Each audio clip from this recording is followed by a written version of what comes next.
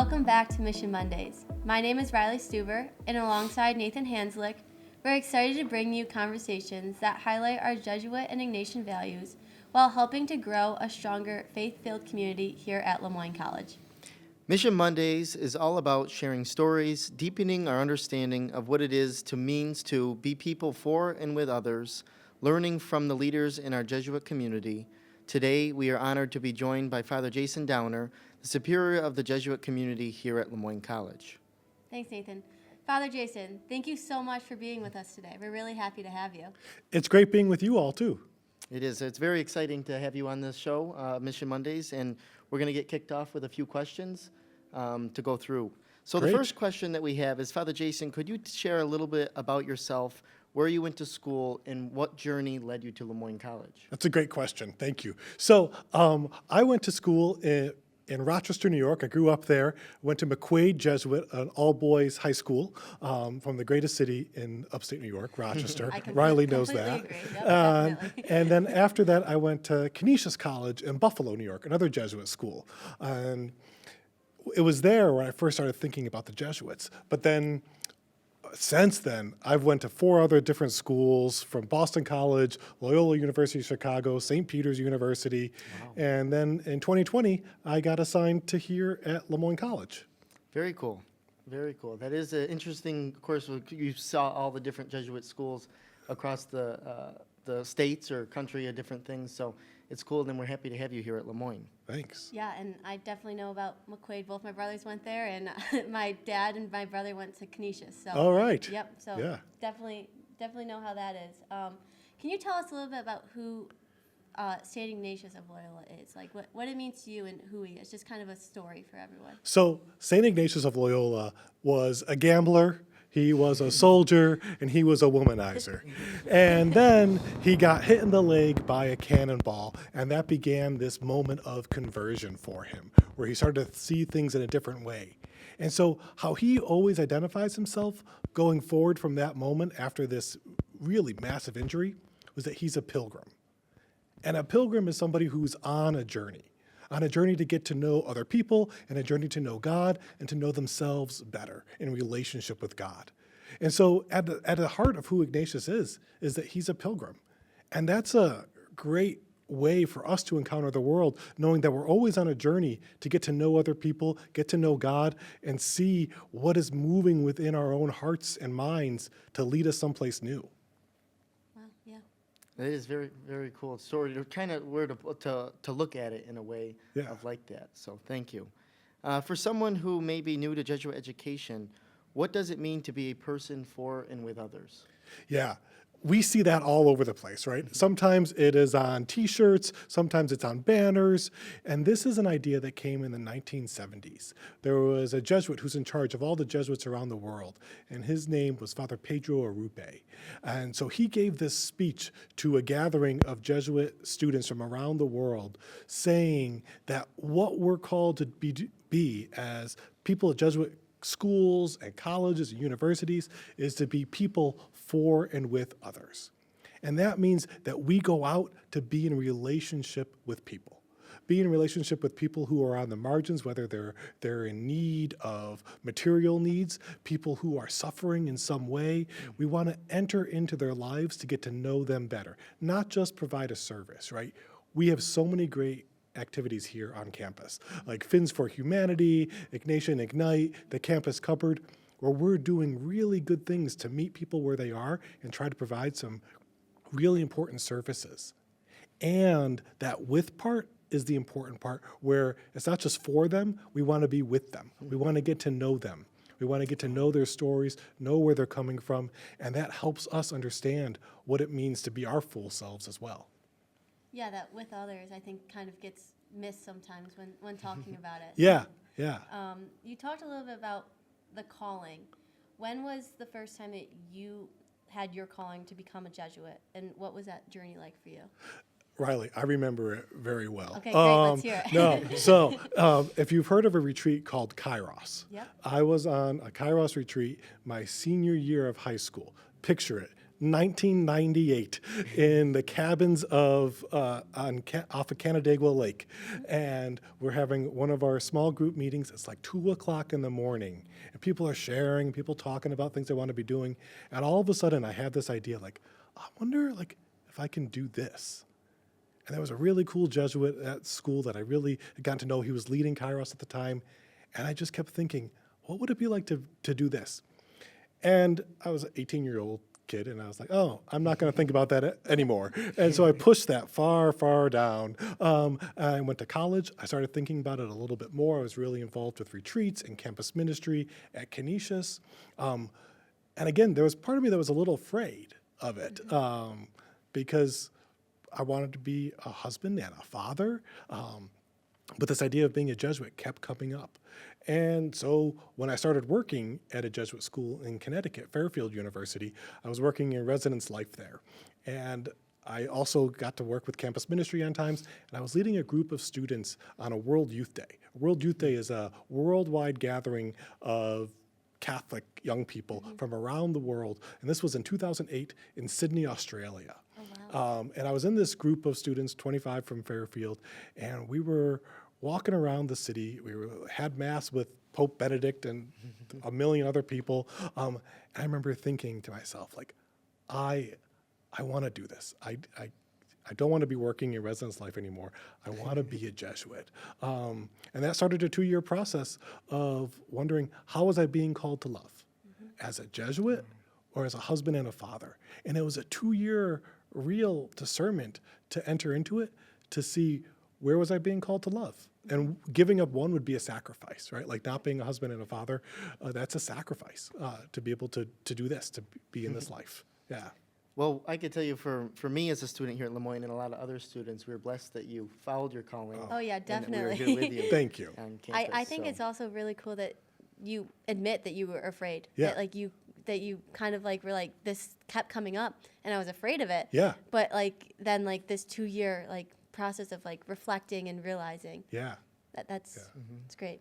it is. Thank you for sharing. Of course. So the next question is, how do the Jesuit values shape the mission and culture here on Le Moyne campus? Yeah, that's such a good question because it's everywhere, right? This is the reason why Le Moyne College exists. Not just to make sure that you all get really good jobs, which you're all going to do, but Hopefully. that you're rooted in something more, right? It's how you are going to be working in those jobs, whether you're an accountant or a teacher or a PA or a nurse, right? Whatever you're going into, we're hoping that the Jesuit education will help you encounter that job and the people you meet in a different way.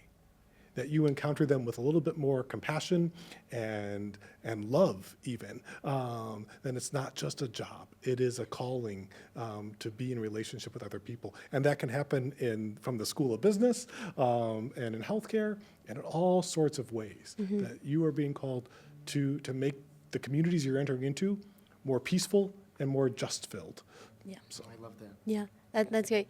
So when we talk about like life after, how does the Jesuit approach kind of to education? Like how is that unique? Like especially here at Le Moyne too. Like yeah. what makes a Jesuit what makes it so unique to an education? Yeah, so obviously we're rooted in our Catholic faith, right? And that is something that is very unique to us. But what the Jesuit lens through that is something called cura personalis, care for the whole person. That we want to make sure that the students that come here to Le Moyne College, to any Jesuit school, have a full experience of education, not just getting good grades, but that they are mentally, physically, spiritually, socially growing in all sorts of ways, and that we help you do that, to ask good questions, to be challenged at times when it is appropriate, but to grow in all these different aspects of your life. If you graduate from Moyne or any Jesuit college and you haven't felt uncomfortable at some point over the years, then we have failed you. We haven't done our job to help you grow Yeah. in all the aspects of your life.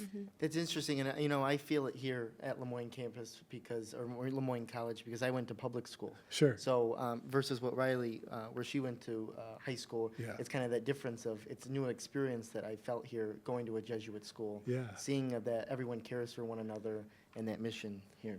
Yeah, Yeah. and I think that kind of, someone asked me the other day, they were like, was Lemoyne being a Jesuit campus, did that like drive you to come to come to Lemoyne? Yeah. I was like, actually, like, yeah. I was Yeah. like, I saw both my brothers go to a Jesuit school and my dad went to a Jesuit college. I'm like, I kind of felt a little left out. Like, I Yeah. wanted to be a part of that. Yeah. But it was just like, it kind of made me realize, I was like, yeah, it actually was part of the education. So I think it's for people that they know that they want to come to a Jesuit school, but then also for the people that don't know that they're coming to a Jesuit college and the education and how unique it is to their Yeah. education. Yeah, for sure. Yeah. Well, before we wrap up, we asked some students across campus, we asked them a question. If you could ask a Jesuit priest one question, what would it be? All right. So we have a bunch of questions. We have 9 questions that we want to ask you. If you can just kind of a minute or 30 seconds for each, just kind of rapid fire I questions. love it. All right. All right. What does a typical day in your life look like? Okay, have you heard of the book Eat, Pray, Love? That is my life. Okay, got it. I spend a lot of time eating. No. So my day is rooted in prayer and work and relationship. Relationship.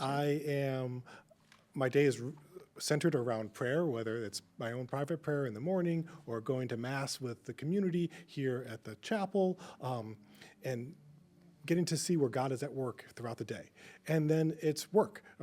So a lot of times that's going to be meetings, and one-on-one meetings or big group meetings, a lot of Zoom meetings, and then Doing this. and then all of it is rooted in relationship, getting to be in relationship with people, whether it's the 15 Jesuits I live with or getting to work with you all.